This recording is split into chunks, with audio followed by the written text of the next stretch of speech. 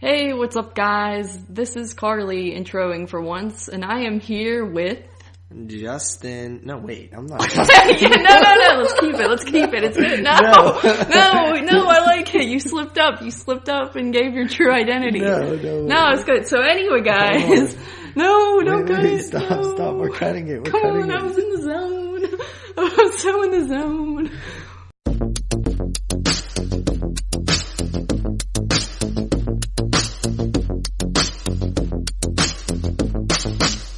Baby, what's the deal? You wanna watch Netflix and chill? Baby, I'm for real. I won't pull out if you want the pill. Baby, what's the deal? You wanna watch Netflix and chill? Baby, I'm for real. I won't pull out if you want the pill. Hey, what's up guys? Carly here, back on the couch, bringing you episode number 5 of the Netflix and Chill Horror Podcast. And as always, I am joined here with my buddy... JP.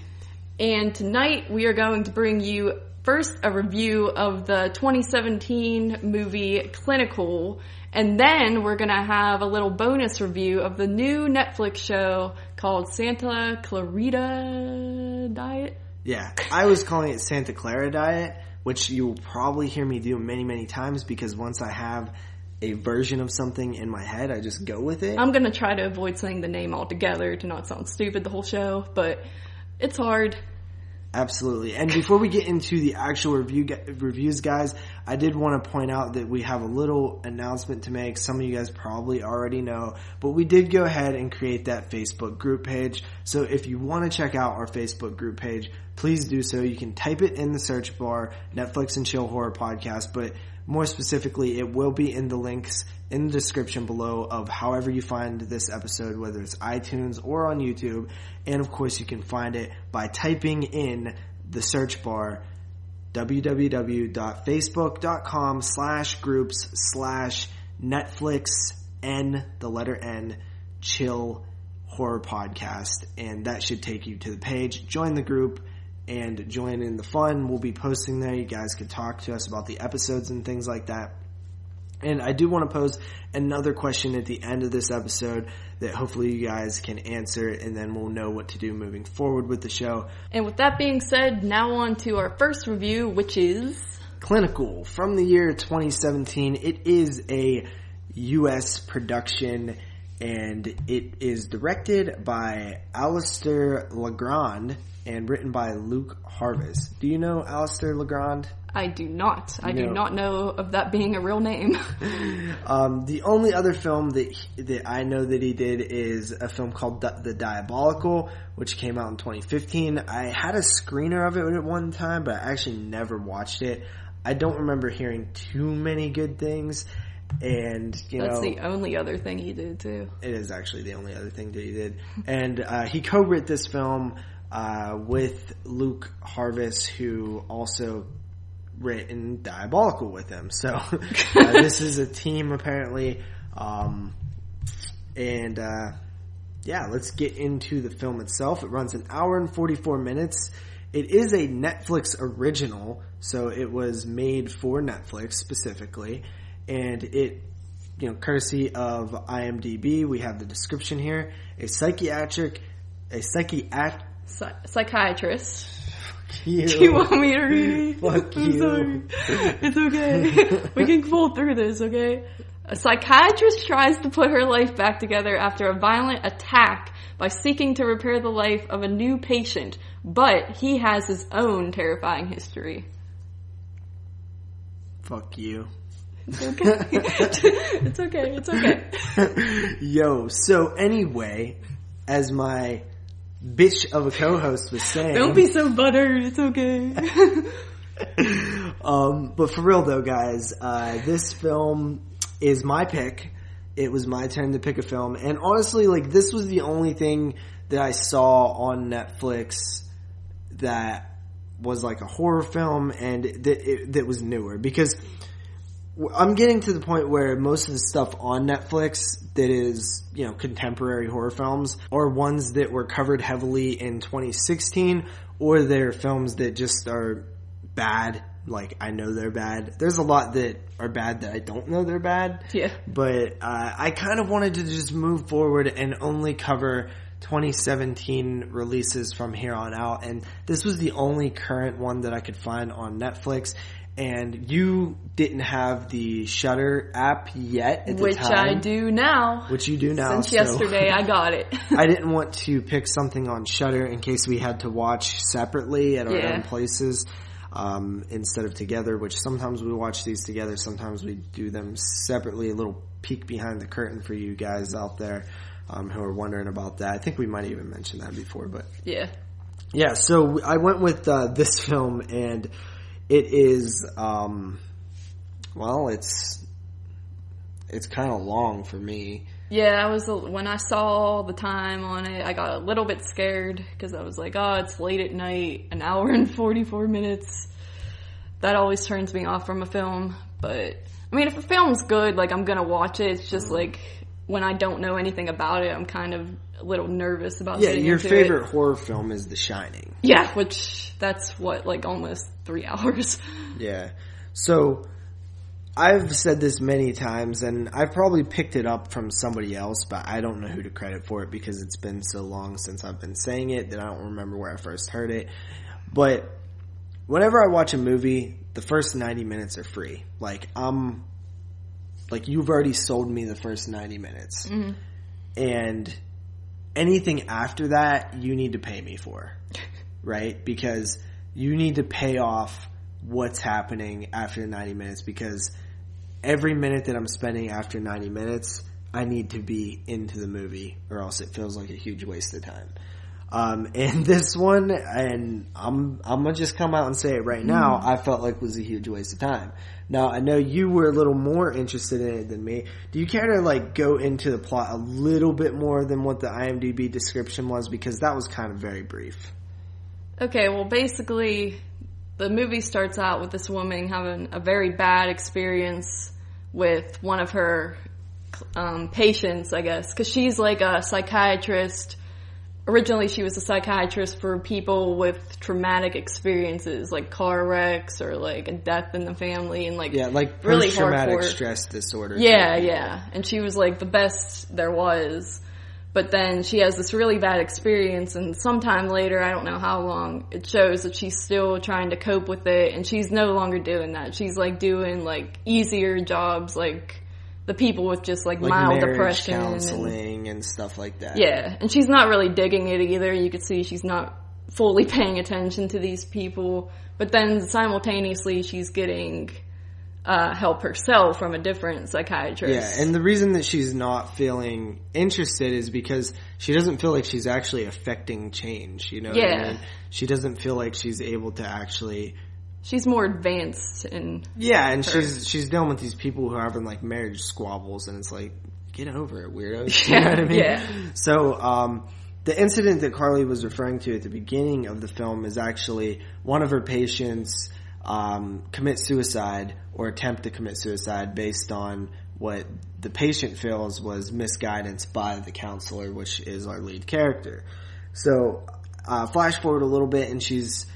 decided that she is going to take on another serious patient when he contacts her and says that he heard that she was the best and he really, really needs help. Yeah. And what happens from there? The gist of it. Basically, she feels bad for this guy. She doesn't want to do it. Her psychiatrist, like, is he's the one who's always like, no, you can't get back into that work. But she's like... She goes behind his back and takes on this new patient, and basically the guy's face is real messed up because of a car wreck he was in, and he can't really piece together what happened, but she's trying to help him out as best she can to remember it because she feels like empathetic for him, I guess, in a way. So like she feels a connection with this guy and just really wants to help because I think she feels like it'll help her, maybe. Yeah, that's a good observation. Yeah. That's actually true. I didn't... Because her main thing is she's upset that she feels like she didn't treat that original patient, the one from the beginning. She feels she didn't give her the proper care. She just loaded her up with medications and wouldn't listen. She got lazy a little bit. Yeah, she was a became beast the typical, at this, and then she was just like kind of got lazy. And you know, these are all, when we're talking about this these are actually like the highlights of the movie. Now that I'm talking them through, right? Like, I didn't realize at the time that there were these type of layered plot lines, but yeah, I guess there kind of is a little bit. And she's sort of hoping that by maybe rehabilitating this man, it can also rehabilitate herself and she can be who she once was again.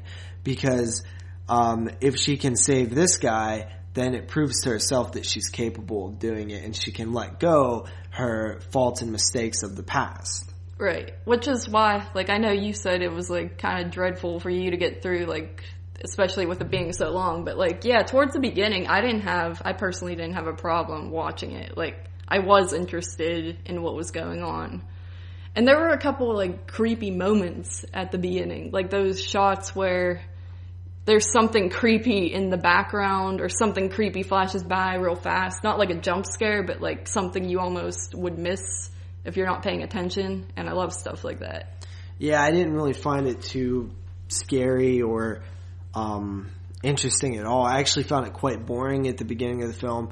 I just couldn't pay attention. And I mentioned this to you that about 3 times I was like 10, 15, 20 minutes in, and then I'd have to restart it because I was like, I just didn't pay attention to anything that just happened. So anytime there's a movie like that and it takes me 3 times to get into it, that's a bad sign for me.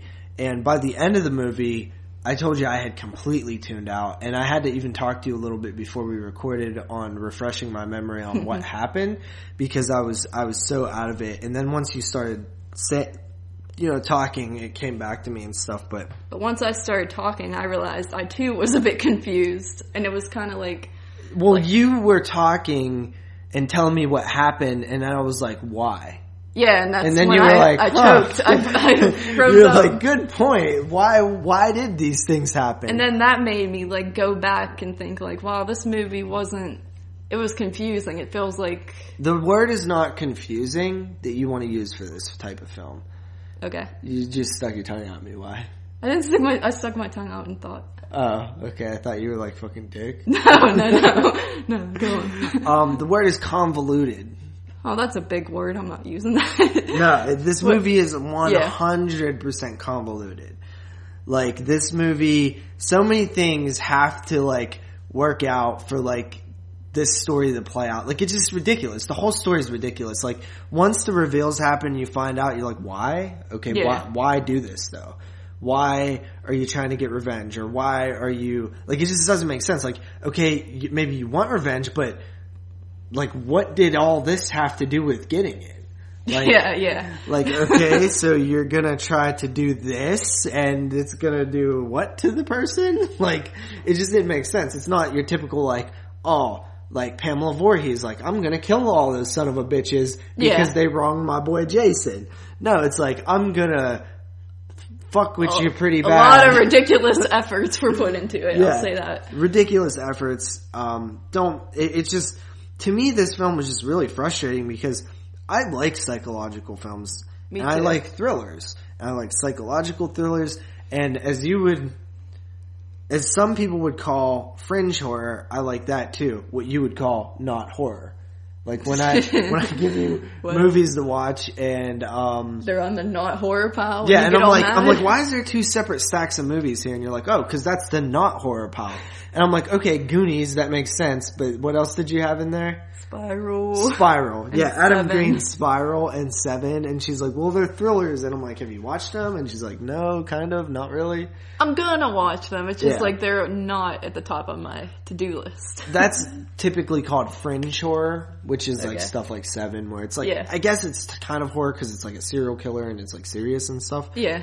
But it's not directly what I would call a horror film. That's also like The Butterfly Effect, I would consider sort of fringy. No? I guess. I've only seen that like once. I love that I can't movie. really. So Clinical is what I would consider horror, but more thriller, maybe. Yeah, because like there was like two or three creepy moments, and if those weren't in there, then it wouldn't be considered horror. Probably. There was almost like dramatic moments in it, which threw me off. I was like, oh, this is kind of like a sad thing, and I was like, that's not usually. Well, I guess it is in horror when you look at it different ways, but it felt like it was being a drama on purpose. I don't know. It's hard to describe, but I was feeling like this movie had like a decent look to it. Like, to me, it had this almost like really soft lighting look to it, which I like. I like that type of lighting, and the Christmas setting. Yeah, how about that? It did have a Christmas setting. Now, it wasn't like full blown like snow and reindeer and Santa Claus and stuff, but it was like a bad thing happened to her around Christmas time, which I like because that can affect your holidays, so I can relate to that. Yeah, like, just ask Phoebe Cates. I don't get it. Wait, Black Christmas. No. Wait. Gremlins. Yeah. We watched both those movies in one night. I've never seen Gremlins before that night, I admit it. Yeah, but yeah, so you're right. And I do like that like reoccurring setting where it's like, oh, it just adds another level to the story where it's like it seems like a little darker. Yeah. It's set on Christmas. They didn't utilize it perfectly, but I definitely think that it definitely elevated slightly. And it elevated a boring movie into a slightly less boring movie for me. Like, I'm a hater on this movie. You like, really are straight. I didn't like it at all. I thought it was going I was not bored from the start. I was interested in what was going on. I was interested in like the guy and like the connections and like the girl at the beginning. I was like, what's up with her like seeing this girl places and. I don't know. I was interested. Do you ever stare at the fan for a really long time, like a ceiling fan or something? Yeah. Yeah. Is that what this movie did for you? No, I'm just saying. Like, no wonder you weren't bored by it, because you can do things like that. Oh, fuck you. Anyway, listen. Like, I feel like you're being a little hard on it. No, but it's a bad movie. At the same time, though, like towards the end, like I was totally like. It was completely... There was one part that made the ending really predictable for me, and I won't, like, spoil things, obviously, but I was just like, I knew how it was going to play out. Yeah, I think what I said earlier to you off mic was... I think you were into this movie enough to be interested in what could happen next. Yeah, like where I cared. You're like, oh, like, wonder what's going to happen. And then by the end of it, you're like, okay, well, that sucked. Like, yeah, that was I was boring. very disappointed, So, I guess. yeah, technically you were into it and it wasn't boring. But now when you look back on it in hindsight, because nothing really escalated, it now looks like a boring movie. Even though you weren't bored while watching it. Yeah. Because it's... On the surface, it's kind of a boring movie. Mm-hmm. And I just feel like it took a lot... Like, I didn't feel much originality. It just felt like it took a lot of things that you've seen before in psychological horrors or things like... I just didn't give a damn about anybody. Nobody was interesting to me. Like, the most interesting thing about Clinical was the poster. I was just like, oh, this looks cool. It's like a woman's face and it's like splitting... Yeah, that is cool. I didn't notice that. Yeah. Reminded me of like Hellraiser or something. But I wasn't expecting Hellraiser. But I don't know, man. I expected a little bit more out of just the story. And I liked the way that it was filmed and the way that it looked. The music was decent and the lighting was good. But the story was just weak to me. Like, I don't care. And especially once you reveal why it's all happening, I'm like, Jesus Christ, I really don't care now. And it felt like a Scooby-Doo type ending where it was like, oh, so this is why this all happened. And this was my master plan. Yeah, they unmask the villain and it's like, oh, you discovered it. And there was even some things that we didn't quite get. Like, yeah. Okay, like, is there supposed to be a level of supernatural it was going on here? There's really, like, it does not explain enough. Like, I was just left, like, I don't understand, period. I was just like, I didn't know It's really hard to talk about this one, guys, without like going into the final act, because pretty much everything that happens from the beginning of it, there's a cool scene at the beginning of the film involving that suicide. Really good blood usage, really good dark blood, and it looked like real. You know, it was very gory to start out, well, bloody to start out with. Yeah, like, it's one of those type of things where like anybody who's ever seen suicides or suicide attempts or something like that knows how it looks. And this is like, you know, and often in movies they kind of dumb it down a bit. Yeah. But in this one, I won't say it's like the most realistic suicide or anything, but it's like, okay, they're trying to make it look raw and you know, and not. Yeah, it would F up a person to view it. Like, you could see why the psychiatrist was like feeling. Well, yeah, if it's her fault. Yeah. But, or if she feels like it's her fault. So, yeah. That was cool. But between that part, after that happens, and then all the way up until like the third act of the film, like nothing happens, dude. And this is an hour and 40-minute film. I look at this film and please, for the love of God, if the director of this film, did Diabolical, if you ever hear this thing, how on earth do you look at that film and say, nope, there ain't nothing I could cut out of that. I can't lose any of these scenes. I can't lose any of them. It'll destroy the story. It won't add No, bro. 100%. You can lose 10, 15 minutes of this film. Hands down. It probably would have played better. Yeah, I feel like the development would have been okay if the ending wasn't as stupid as I felt it was. Well, what do you do between that time? Where that part where the chick commits suicide and the part where the reveal happens, the third act happens. What happens in the film during that time? It really is. She like walks around her house and shit? Well, she's trying to help the dude. That's like the big, I don't know. Yeah, she's trying to help him a little bit, and then he like shows up like sleepwalking at her house, and then she's like, "Oh, I can't do this anymore. Like I can't. I thought that part was kind of creepy, where he's in her house, like because she's like living alone, and it's just like I'd be like, oh shit, I don't want to do that. Girls are weak, so I understand why it would freak you out. Whatever. I don't want to hear it. Anyway. Yeah, I don't know, man. It's like I hate when directors, like I know it's a personal thing to you.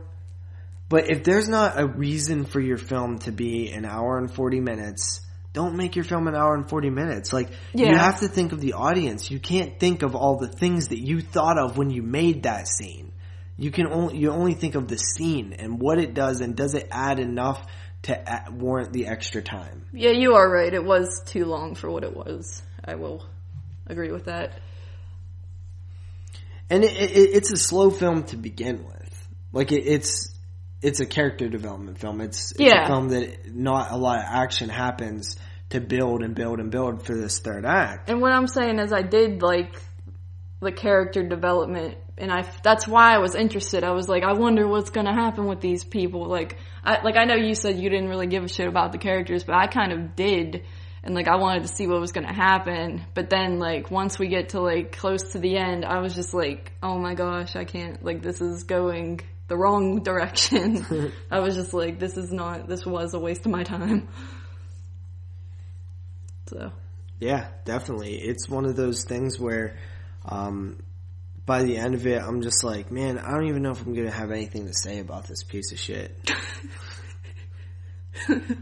You're just what did you like besides the things that you mentioned?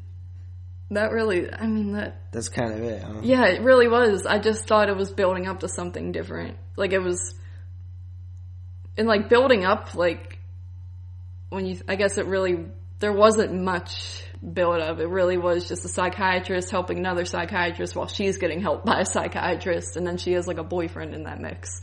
Yeah, which I was weirded out too. It's why? Shouldn't she have her license revoked if she's talking to psychiatrists? She's mentally fucked up. Does she have? It was kind of is she able to do her job professionally if she is dealing with mental issues? Yeah, I guess, like, the thing was, like, he, like, made her, I think he's the one who convinced her, like, dumb down, like, the people she was dealing with. But yeah, I understand what you mean. Like, she could be, like, on the brink of suicide and dealing with patients who are also going through that. So that's probably not healthy. Yeah, she's gonna, like, Jack Kevorkian and them.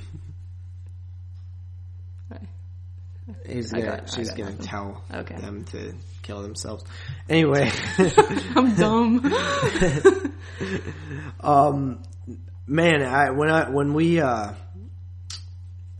seen each other today, I was like, wow, man, I'm so glad that I came up with a brilliant idea to do Santa Clarita Diet on this show as well.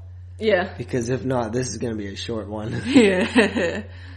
So, do you have anything else on Clinical? Not really. You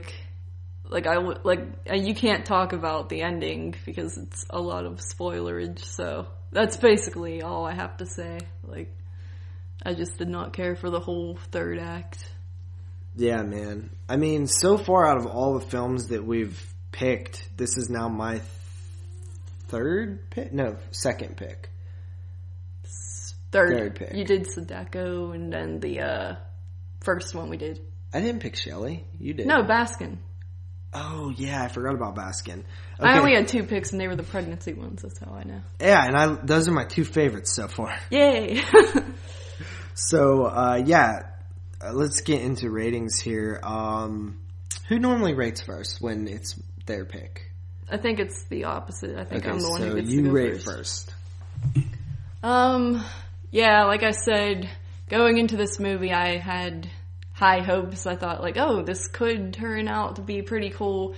I was worried about the time on it, but, like, I was interested. I was not bored to begin with, but then even towards the end, like, I was still engaged. I was paying attention, and I wasn't necessarily bored, but I was more annoyed.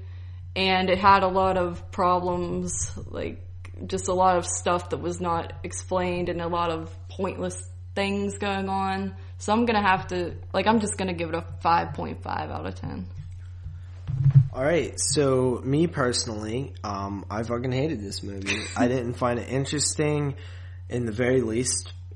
Couple things I did. I don't research these films before I watch them. At the very most, one of my friends, Dave, Brandon, Moods, Christian, Derek, Andy, Zach, like one of those guys might say like, oh yeah, that film Clinical is pretty good or something. And that's it. Just if I know somebody else said it's good, I'll usually watch it.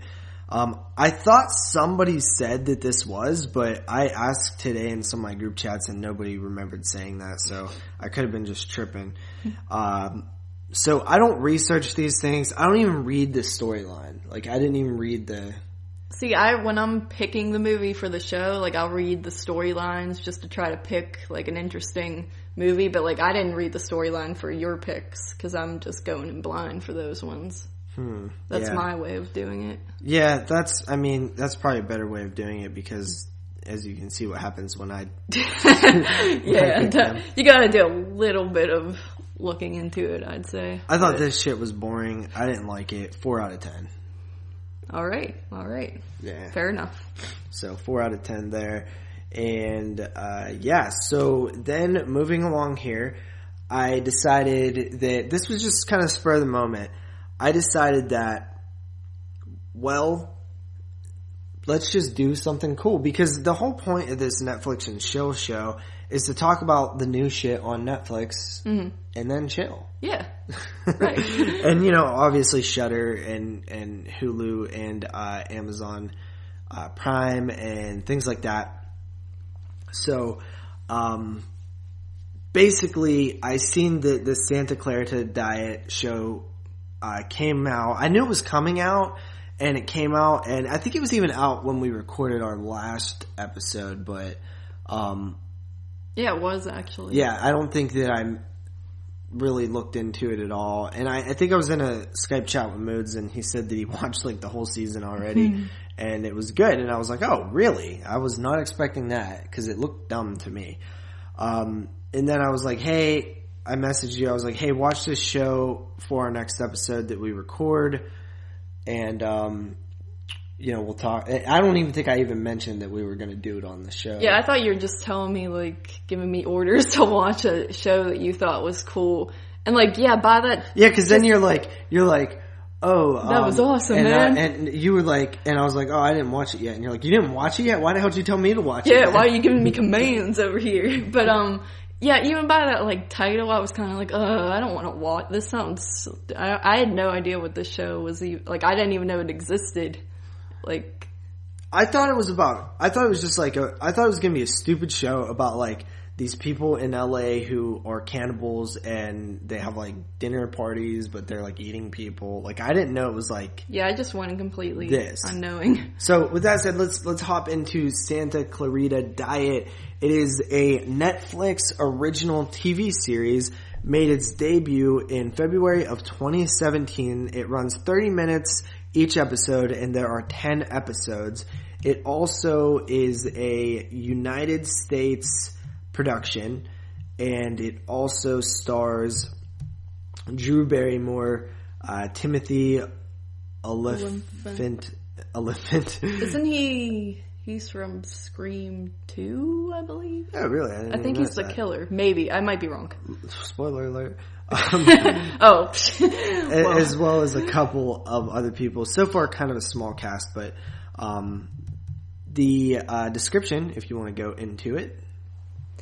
Sheila and Joel, a married couple, are real estate agents in Santa Clarita, California. When Sheila dies, their lives take a dark turn. Yeah. So basically, these descriptions suck. And to go further into it is, it starts off in Santa Clarita. What would you call like a high, like a well-up neighborhood? Yeah, like sort of a upper class. Yeah. Suburban neighborhood, white picket fence type joint. And it deals with this couple who, what would you say, they're in their 40s? Yeah. Late mid 40s, something like that. Mm-hmm. And then they have a daughter. They have a daughter who looks maybe about 16, 17. Mm. And they're just going through their daily activities, breakfast in the morning. But right away I noticed something, like there's no even horror in the show yet. And I figured all the comedy would come from the horror. Mm-hmm. But the comedy starts right away. Yeah, yeah. It's very quirky. Mm-hmm. Like the husband is like just kind of fiddling with this toaster. And he said something along the lines of like, it's this knob. It just feels like there's a lot of give to it. I'm really disappointed in this toaster. And she's like, did you email them, honey? And he's like, I wrote the letter and I reread it and it just sounded crazy, so I threw it away.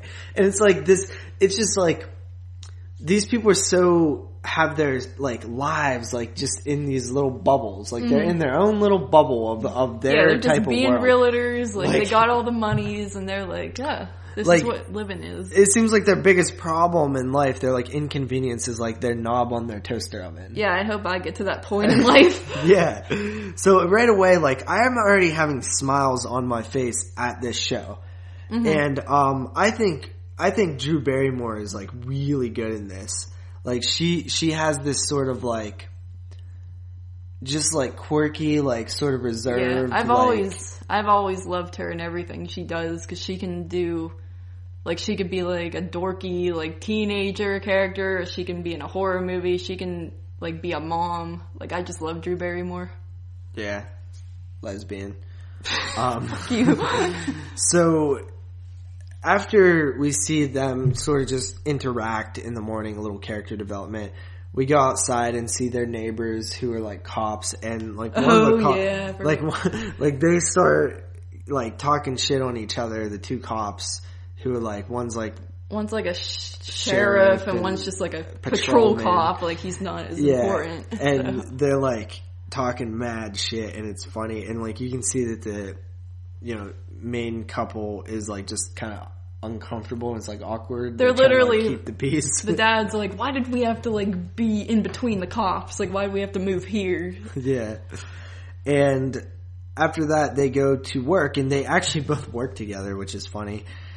And there's just these awkward, like, funny moments. Like, the wife, whose name is Sheila, is, you know, introduced to a new employee, and then her boss starts yelling at her right in front of him. Oh my god. And he's like, just complete like douchebag about it. He's like, you need to close a deal. You know? And she's like, just her reactions are fun. I wish I had like direct quotes, but just her reactions are really funny. And then like, she's like awkward about it afterwards. Yeah. So they go to sell this house. It's a really nice house. And her and her husband are like kind of tag teaming it, and they have this couple there looking at the house. They're like explaining everything, and all of a sudden the wife just throws up this massive amount of vomit, like right in the middle of the carpet. I was like shocked, and I just laughed out loud at that part because I was just like, because it, like how you said, it starts right off with the comedy.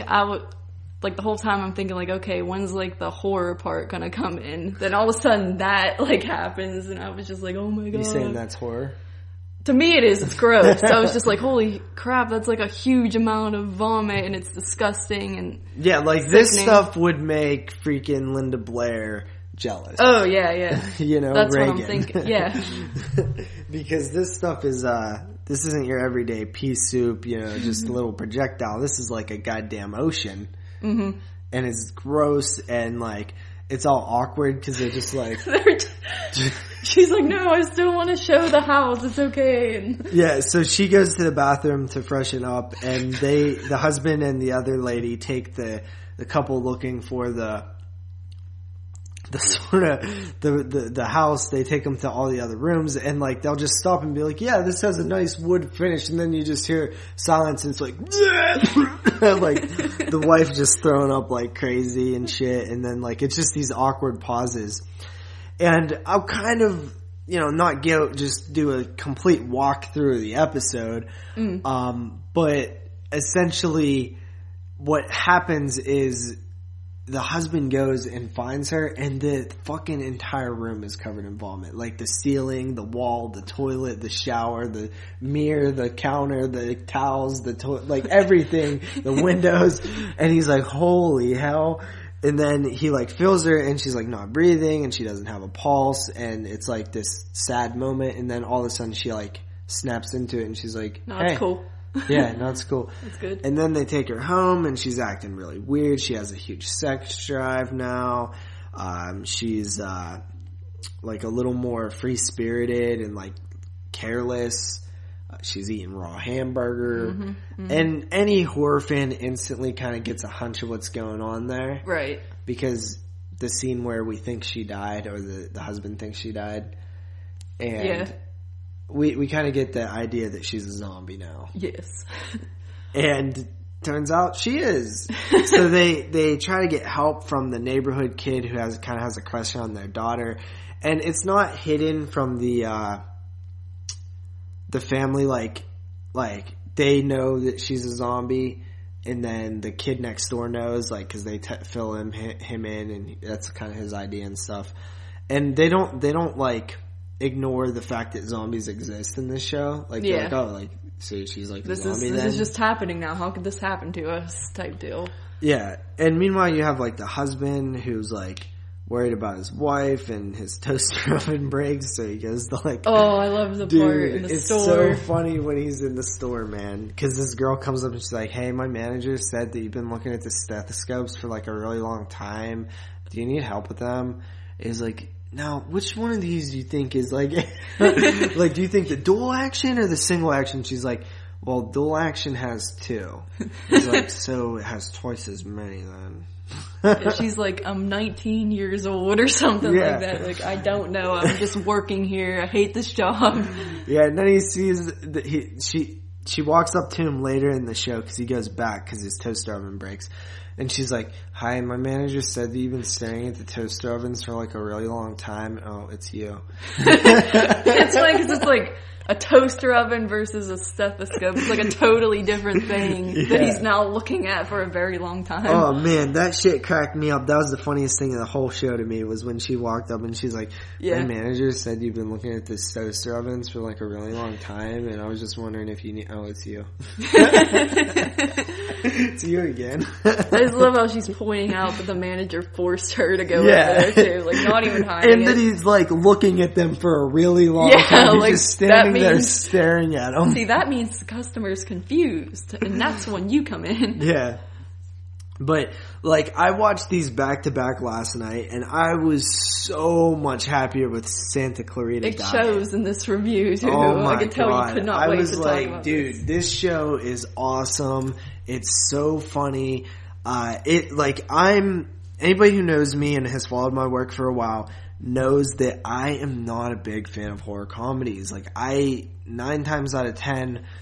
I guess that's a little unfair. I just don't like horror comedies. Like, I've been on record, I don't like horror comedies. They're not my favorite thing. But I love when horror comedies are blended well and it's this dark, black humor. Because that's what it is in this show. This is more like comedy horror. Like, I think they're, like, different in a way. Like, horror comedy, you think, like, focuses more on the horror, but then has, like, the comedy tacked in. This is more of, like, a sitcom that's, like, bloody and disgusting at the same time. And that's what I like about it. Yeah, it's definitely heavy in the comedy, and I don't know, I guess you would compare it to like something like Shaun of the Dead, even though I fucking hate Shaun of the Dead. So I've never seen that, and I really just never had interest in seeing that one. I hate that movie. I just hear it's overrated, so I really don't care. Which is crazy because, like, I feel like I'm the first person that started saying that. Really? Yeah, like, I've been saying that for years before anybody else was. But anyway, this show is really, really cool. I absolutely loved it. And which brings me to my next question. Do you have much more to say about this episode? Not really. I just love, like, it's comedy. It's not trying too hard to be serious or anything. It's like, this is what this is. It is a comedy with the scaries in it. Not even scary, just, like, gory, like, fun stuff that I love. So, yeah, I absolutely love this, too, and I'm glad you feel the same way about it. Yeah, and by the end of the episode, like, the final thing that happens, like, I'm just like, hell yeah. Yeah. This is awesome. This is cool, man. This is a cool show. And if it stays at the pace that it's going to be a fun ride. So my question actually, guys, is now we can cover this show. This is a bi-weekly podcast. So if you guys want, we can cover another episode in 2 weeks, or we can cover the entire series on one show. We can go and watch the rest of it, and then maybe even come back on the next show and cover the rest of the series. Yeah. Or the show after. But, in a short amount of time, we can watch the 10 episodes and cover the whole series at once. Or would you like it to be a show segment each show? I personally am leaning a little more towards just covering the whole show. Me too. Simply because if we were weekly, it wouldn't be bad to do it weekly. Cover an episode each week. But because we're bi-weekly, I just feel like it's too long in between episodes. And by the time we're done with it, the show's super old. Yeah, like everyone's like, yeah, we get it. So let us know, guys, what you would like out of that. And let us know in the Facebook group page. And also, if you are in the Facebook group page, can you please, if you're at all interested, maybe help us out a little bit to invite some more people in there, tell your friends about it. Because, like, not a lot of people know about the group page yet. Like, some people from 22 Shots came over and, like, Exploding Heads and stuff like that. But there's a ton of people that don't know about the group page yet. And I want to get that shit popping. Yeah, me too. All right, now, Carly, there is one other thing that I wanted to talk about this episode. We are a streaming-based podcast, so I thought this was of note. Now, I did not tell you about this or that I was going to bring this up, so I want to get your first impressions on it. Basically, there was a little article that hit the Facebook pages yesterday, I believe, and it is an article about Amazon Prime. And Now, this article is coming from thebloodshed.com, which I've never heard of. I've actually never been on the site once in my life, so I cannot tell you that, it is 100% legit. I can only tell you that it's an article that's been floating around, and I would hate to hear that this article was fake. So, I'll keep that, in my, peripherals to make sure that if anything comes out about it fake, that we come back and loop around and say this wasn't a real thing, or that it was out of context or something like that. But anyway, this article starts off by saying, I think it's safe. It's a safe bet at this point that everyone is familiar with Amazon and their service known as Amazon Prime. Among other things, Amazon Prime provides a good many of their digital videos available to stream for free as much as you want. Well, until now anyway. News started breaking yesterday that many indie horror filmmakers were having their videos removed from the Prime service in an apparent new policy on the part of Amazon, seeing the corporate giant cracking down on more extreme content. Here's an example of the emails being sent out to filmmakers now, supplied by Scott Schimmer in regards to his film Harvest Lake. Now, this is supposed to be an email that Scott Schimmer, the director of Harvest Lake, got and shared with either this website or another website. And this is the email. It goes, "Hello. Amazon Video Direct periodically revises our content policy in order to improve the Amazon Video customer experience. Effective March 1st, 2017, Amazon Video Direct will no longer allow titles containing persistent or graphic sexual or violent acts, gratuitous nudity, and or erotic themes, adult content to be offered as included with Prime or free with pre-roll ad. We have identified the following titles within our catalog which contain adult content. Harvest Lake. In alignment with our new policy, included with Prime and or free with pre-roll ads, offers will be removed from these titles on March 1st, 2017. For any title to remain available to customers with an included with Prime or free with pre-roll ad offer, its content including cover images, metadata, and or video content must be free of persistent or graphic sexual or violent acts, gratuitous nudity, and or erotic themes. For more information, please see our content policy guidelines with a link to those guidelines. If you have any questions regarding the policy revision and related action, please feel free to contact us. Thanks for using Amazon Video Direct. Best regards, Amazon Video Direct." So, that is basically, and there's other ones too. There's other emails that have came out that are talking about films like My Bloody Banjo, which sounds terrible, and the Science Team, which is pretty crazy. The article goes on to say, in other words, most horror films in general, at the time of posting, this writer is aware of not only Scott's film being targeted, but also the works of Dustin Mills, who, by the way, is a friend of Moods's and somebody we've mentioned on the podcast a lot. Okay. He makes on the 22 Shots, that is, he makes a lot of independent films. I own one of them called, her name was Torment? Was that it? Or Kill That Bitch? I can't remember. Yeah. But, he makes some gory movies as well. Dustin Mills, Drew Baldock, and several more. Note that these are videos which Amazon previously approved and are now doing a 180 due to the new policy, which seems to be aimed at making Prime more tame. It is, however, worth mentioning that the videos removed from Prime due to this new policy are, at least for now, still available to rent and digital purchase through Amazon's standard digital video platform. While sending these emails to filmmakers, Amazon does not seem as forthcoming to third-party inquiries as evident in what is clearly an ambiguous what's that word? Boilerplate response to such questions. This message was from customer service. This is another Amazon message here. Hello, thank you for contacting Amazon.com. I understand your concern regarding the availability of films like Harvest Lake, My Bloody Banjo, and Science Team in Amazon Prime. Please be informed the selected The selection of titles included with Prime are always changing. New movies and TV shows are added to Prime Video, and occasionally titles are removed.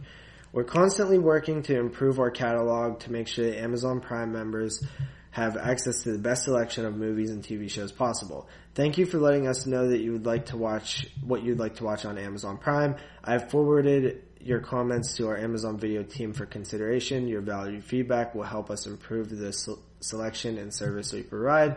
To browse title currently available, blah, blah, blah. But why? I'm not even sure why they posted that on there. But basically, the full impact of this policy is yet to be seen, yet the early evidence points to the loss of valuable tool for indie horror filmmakers who would now have to censor themselves in order to have this distribution option available to them. Wow. So, what is your first thoughts on what I just read you? It's like a major eye roll. Like, I'm so tired of this, like, censorship stuff. Like, you're not really... Like, I just don't see that changing anything. If you don't want to watch something, don't watch it. It's pretty easy to judge, usually, if something's gonna be, like, gory or, like, bad for your brain or whatever. And also, like, that's, like, effed up for the, filmmakers, because they shouldn't have to censor their stuff. That's an art form. So, like, you know, if I were them, like, I wouldn't even want to be using that anymore. Like, I just think it's messed up.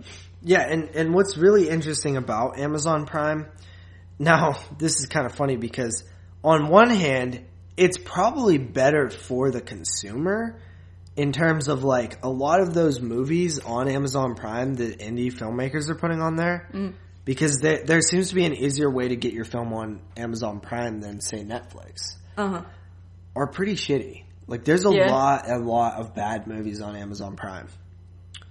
So, it would actually, in the long run, probably affect me positively more. But the very fact that it's censorship just annoys the shit out of me. Because it's like...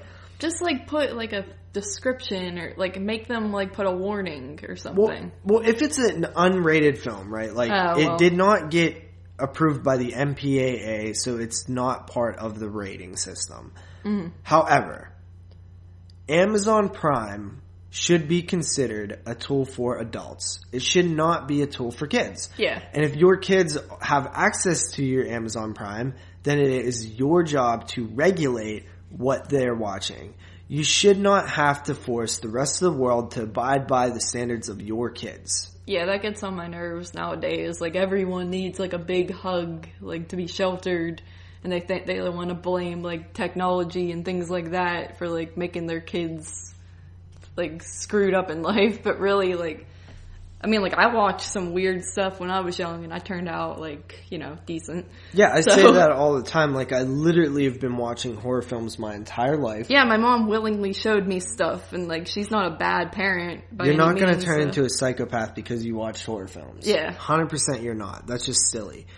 And that's another argument altogether. But the argument here is, what is up with Amazon now censoring what they're going to put on there? Yeah. And I just think that's ridiculous. Like, what is the point of having that service if it's not actually what people are interested in?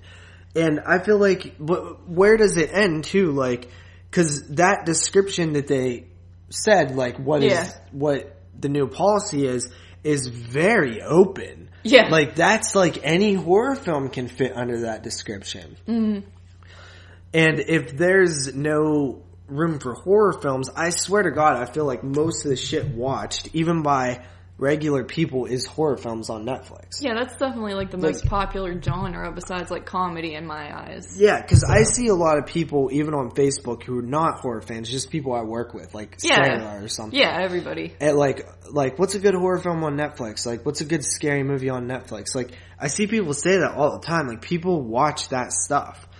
And like, if Prime is getting rid of, like, these horror films, and also, doesn't it then become very subjective?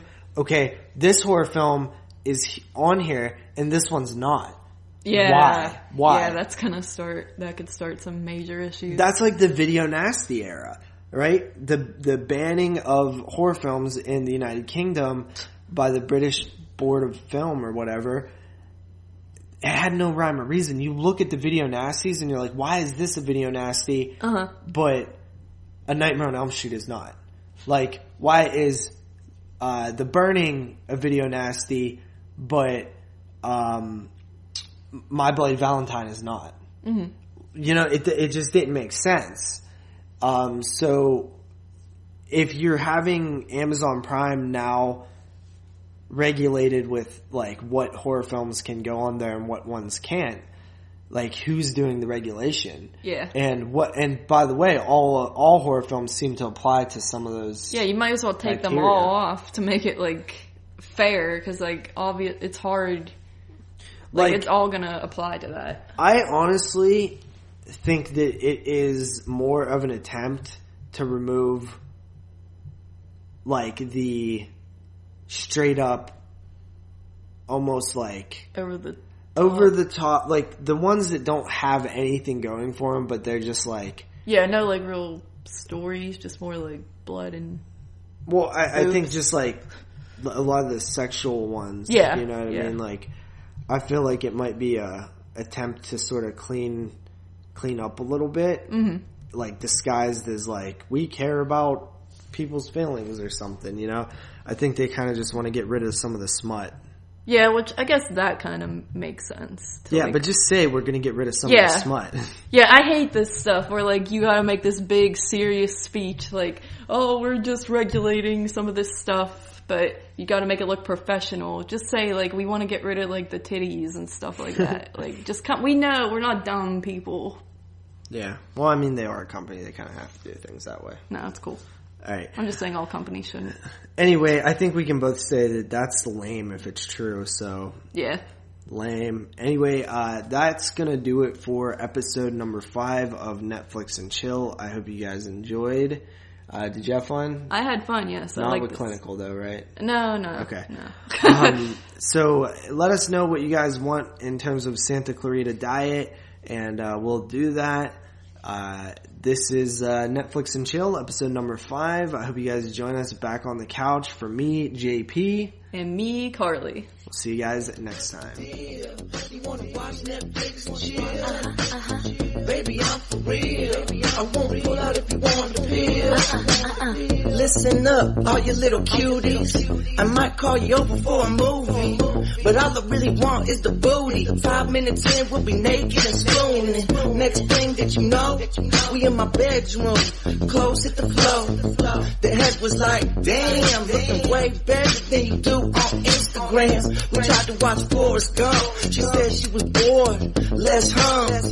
I said, bitch, I gotta take a dump. Lit some incense. Then we fuck. I called the renew, but we got 6 minutes for a quick little nooner. So thank you, Netflix, for the marathon of wet dicks. Baby, what's the deal?